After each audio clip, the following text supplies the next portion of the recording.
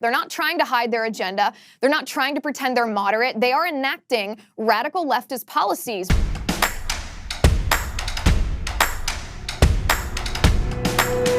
You say, quote, think of California as patient zero, the first person infected with the plague who infects 10 more people, and so on until the pervasive illness, we'll call it liberalism, is rampant, sweeping the nation, leaving strewn in its path victims formerly known as life, liberty, and the pursuit of happiness. And then you use a whole lot of examples from California itself. Why'd you start that way?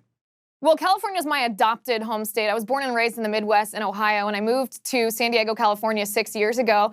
And since I've lived here, and perhaps this is a perspective as an outsider, as a transplant, I've seen these policies from the California state government that have caused just the destruction of our state. You know, from up in San Francisco to, the human feces and drug needles on the street, the rampant homelessness crisis, to the high taxes, the mismanagement of government, the illegal immigration crisis, the social authoritarian tendencies of the left that have been codified into law.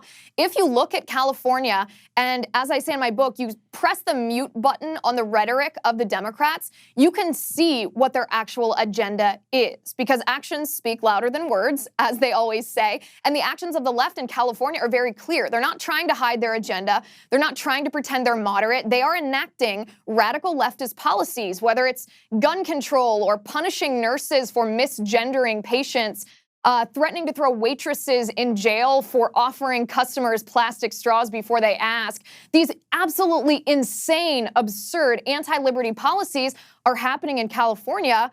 And what happens first in California does spread to the rest of the nation. States are supposed to be laboratories of democracy. Well, California is a laboratory of totalitarianism.